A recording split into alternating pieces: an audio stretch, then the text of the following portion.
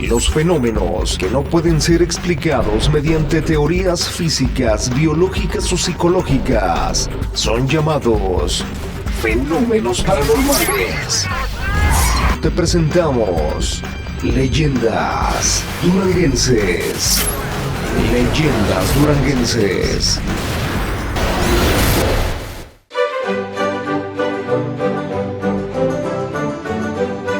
El camino que une a la ciudad de Durango con el poblado La Ferrería, que en gran parte de la época moderna lo ha convertido en Boulevard General Domingo Arrieta, data de tiempo inmemorial, ya que une a varias comunidades del sur con la ciudad de Durango. Por ese rumbo se encuentra la antigua casona de la hacienda de Ferrería de Flores, que tuvo su época de mayor esplendor en los últimos años del siglo pasado, en que fue gobernador de la ciudad don Juan Manuel Flores, que al decir de la tradición oral, fue quien ordenó la construcción de la mencionada residencia, para convertirla en casa de campo, lugar donde pasaba cortas temporadas de descanso. Cuidaba de la hacienda como administrador en esa época don Ladislao Bonilla, a quien los hacendados cariñosamente le decían Chelao, y en él depositaban toda su confianza, porque era hombre de bien, que estaba dispuesto a ofrendar su vida en defensa de los intereses que custodiaba. Aunque el régimen porfirista se encontraba perfectamente consolidado,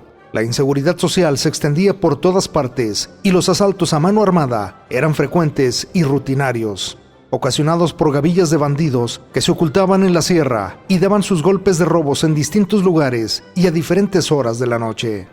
La acordada cuerpo de policía montada que tenía bajo su responsabilidad el régimen de seguridad rural no se daba abasto, persiguiendo a los asaltantes nocturnos que merodeaban por todas partes. La proliferación del bandolerismo en el país se explica por el hecho de la miseria y opresión en que se encontraba el pueblo, ambiente que generó la descomposición social y que además desembocó en la Revolución Mexicana como movimiento armado.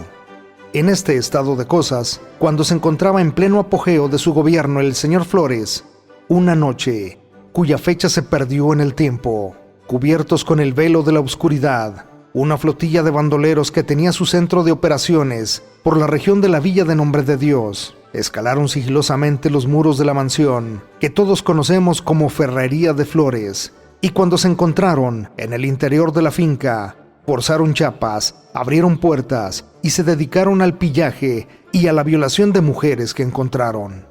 Una hermosa y costosa vajilla de plata, que era de uso exclusivo de los amos, fue parte del botín de los salteadores, así como dinero acuñado, joyas diversas y objetos de valor. Cuando Chelao, el administrador, se dio cuenta del atraco, en aquel momento de confusión y obscuridad, nada se podía hacer en defensa de los intereses a su cuidado, circunstancia que lo imposibilitó para organizar a la defensa y contraataque, y corriendo a las caballerizas de la casa, tomó un corcel y en precipitada carrera salió disparado con destino a la ciudad de Durango, para dar aviso a los patrones de lo sucedido y llevar refuerzos humanos para perseguir a los bandidos. El tropel que produjo la cabalgadura en su desenfrenada carrera puso en aviso a los asaltantes, quienes sin pensarlo partieron tras el jinete tratando de detenerlo.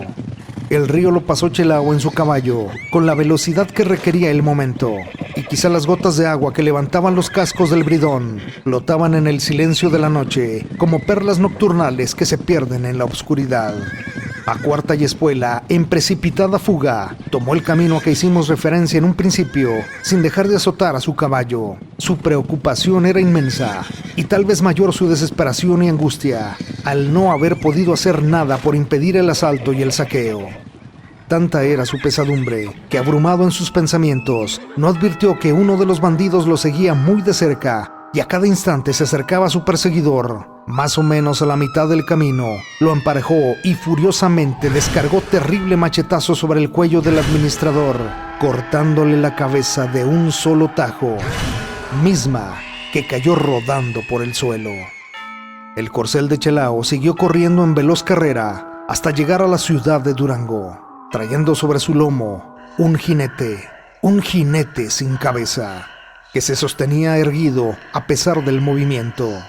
Se dice que así llegó hasta la casa del señor Flores, ya que el caballo estaba acostumbrado a recorrer ese camino.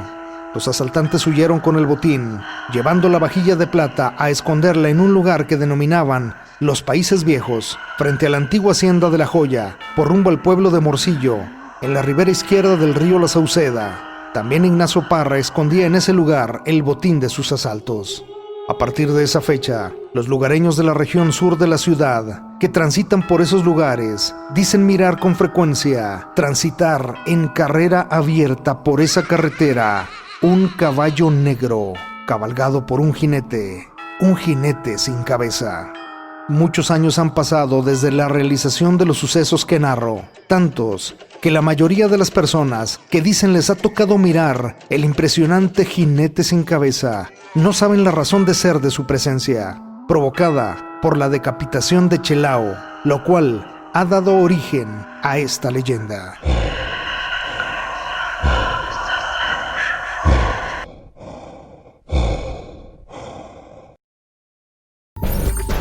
Los fenómenos que no pueden ser explicados mediante teorías físicas, biológicas o psicológicas son llamados